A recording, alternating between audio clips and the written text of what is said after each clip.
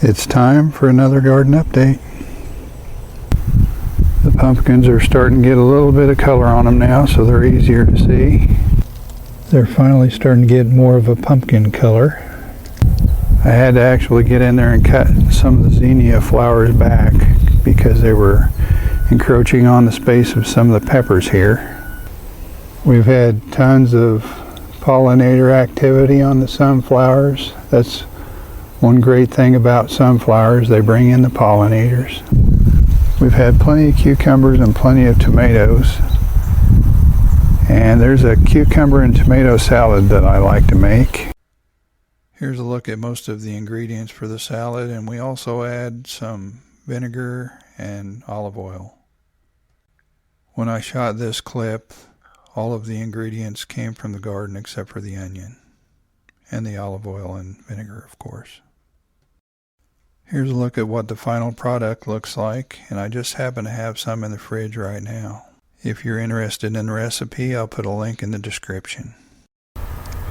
Here's a look at that row of hybrid peppers, the cross between the Oda and the hot pepper. A lot of variation in that group of plants. And I had a couple of other plants that were stuck around the garden, and one of them finally has a pepper on it, so let's go look at it. Seems like the ones with the color, the purple color, have been about half of them have been hot and half of them have been not. This one, I don't know if it's going to be hot or not, but it is purple and it's got kind of a unique shape compared to some of the other ones. It's the only pepper on the plant, so I'm not going to taste it yet. I'm hoping it has some heat to it. If so, that might be my top choice right now on the hybrids. The ahi pineapple is going to have lots of peppers on it. It's just now starting to set on good, and it's going to be very productive like this Sugar Rush peach is. It's just covered with peppers from top to bottom. Doing really good. The chocolate bootla, it's finally got some little peppers right there. The white Thai has some peppers finally started. That little pepper's finally getting some color on it. It's a little later to produce than the albino bullnose and the Odas. We're still getting plenty of those. Let's look at the eggplants while we're over here. Rosita, they've come a long ways in the last week. You can see we've got quite a few setting on. I think there's 4 on that plant. There's 3 right there, 3 right there. There might be some more, I'm not sure. Yeah, there's a little one up top. And we got quite a few blooms. But we're going to have quite a few of those, it looks like. Here's a Matoyo. I'm going to harvest this one today. And we got a little bit smaller one up here. And some more blooms that are setting on. The pole beans are setting on pretty well. We're going to have to start picking these. And this squash over here, it was doing really well, and then yesterday it kind of looked kind of bad. I don't know if it's going to make it or not, but when a squash starts going bad suddenly, my first thought is always squash vine borer. But it does have some good looking green parts here, so I don't know. We'll see how it goes. You can see on some of those sunflower heads there that the birds have already been eating them quite a bit, especially the goldfinches. We've had quite a few of those.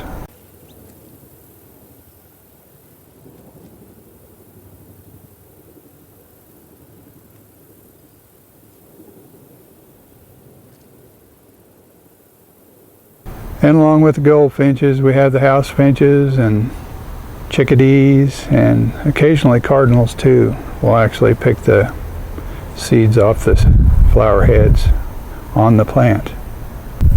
If you've noticed little yellow flowers over here in the sunflowers, those are cucumbers vines that I have climbing up the sunflowers. And I kind of have to be careful or it's easy to miss them. Just like that one right there, it's a little bit too big because I didn't notice it until it got too big. Well, while I'm taking this video, there's even a bigger one down here that I just now noticed.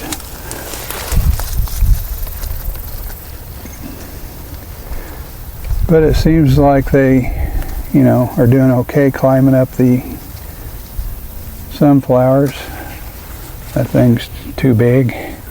I got back here and I trimmed some of the pumpkin vines away from this these flowers in the toilet.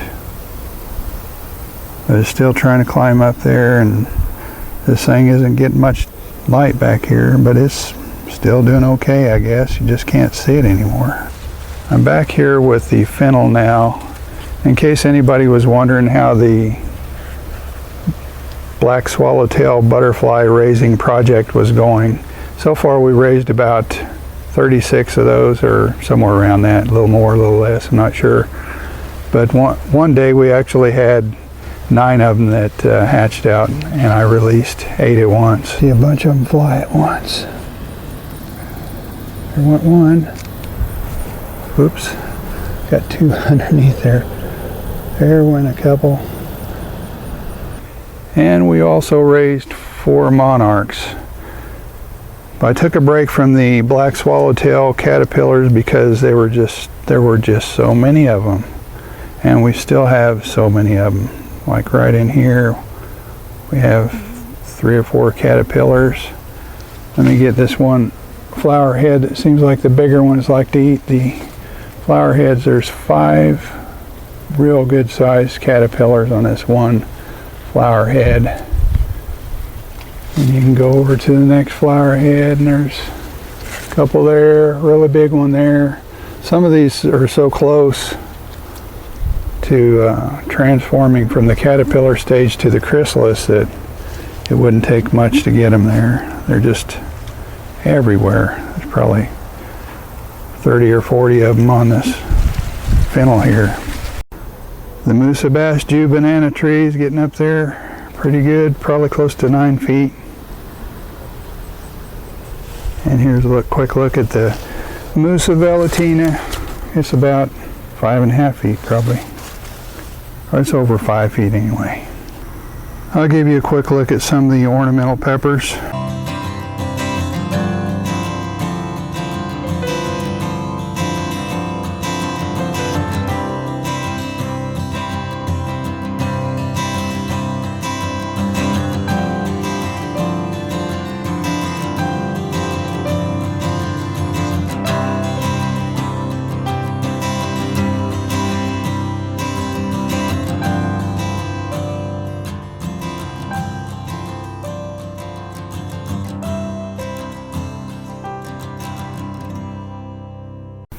The sweet potatoes in the grow bags have done extremely well, and they're sprawling out in all directions. Once they hit the ground, they take root in the ground, and they'll actually grow some potatoes in the ground. While we're over here, let's look at this ping tongue eggplant. There's some down in there, some more up in there. It's just loaded with eggplant. I see a couple of those I need to pick today probably. It seems like the ones that don't get much sunlight are real light in color. Get this one out where we can see it. It's almost white with just a hint of lavender. The ones that get more sun have more purple on them. That petunia in the hollow log there is looking really good. And earlier in the year, part of it got broken off, so if it wasn't for that, it'd look really nice.